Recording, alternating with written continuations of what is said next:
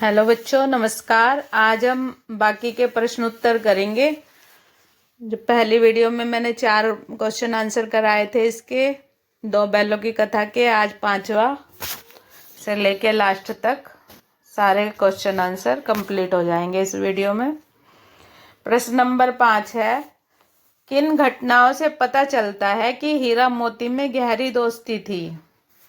कहानी के कुछ प्रसंगों के माध्यम से हमें पता चलता है जो निम्नलिखित है।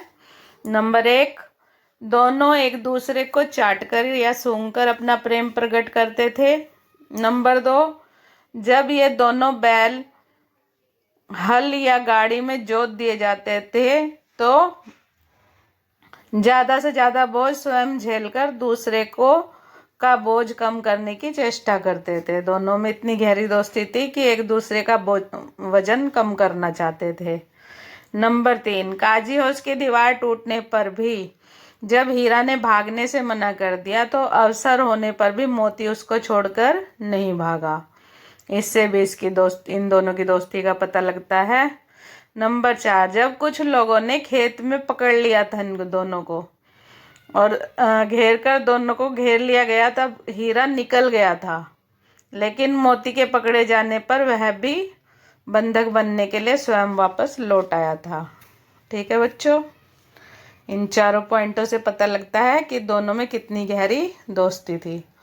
प्रश्न नंबर 6, लेकिन औरत जात पर सींग चलाना मना है, यह भूल जाते हो। हीरा के इस कथन के माध्यम से स्त्री के प्रति प्रेमचंद के दृष्टिकोण को स्पष्ट कीजिए। उत्तर है, हीरा के इस कथन से यह ज्ञात होता है समाज में स्त्रियों के साथ दुर्व्यवहार किया जाता था, उन्हें शारीरिक दंड दिया जाता था, ठीक है, यातनाएं दी जाती थी। इसलिए समाज में यह नियम बनाए जाते थे कि पुरुष समाज शारीरिक दंड ना दे स्त्रियों को। हीरा और मोती को भले इंसानों का प्रतीक बनाया था। प्रेमचंद जी ने सभ्य समाज के लोग स्त्री को नहीं मारते, असभ्य लोग ही स्त्रियों को मारते या प्रताड़ना करते रहते हैं।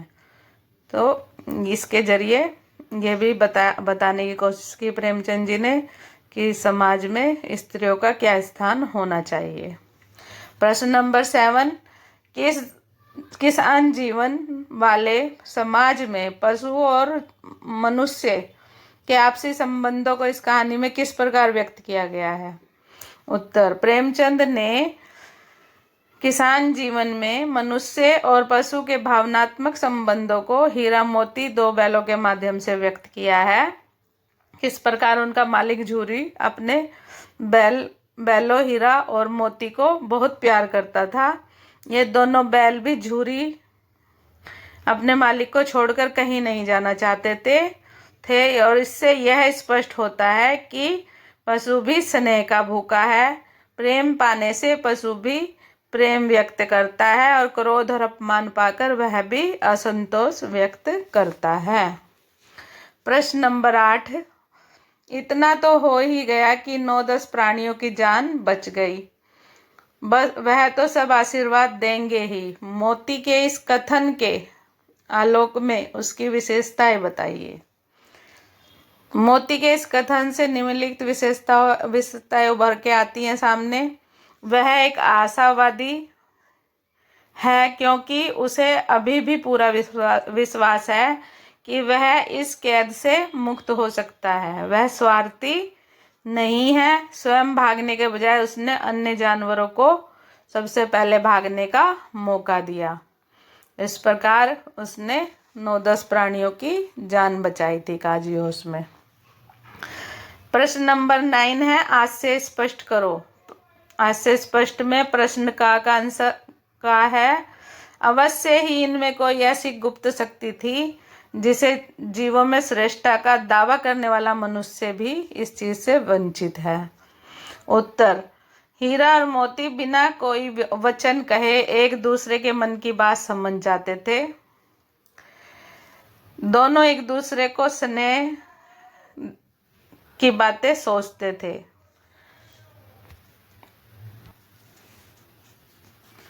दोनों एक दूसरे से स्नेह की बातें सोचते थे।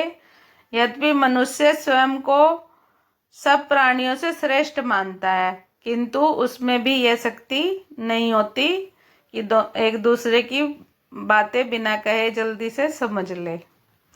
प्रश्न खा उसे एक रोटी से उस एक रोटी से उनकी भूख तो क्या तो नहीं शांत होती, मगर दोनों को ऐसा लगता जैसे उनके हृदय को मानो भोजन मिल गया हो।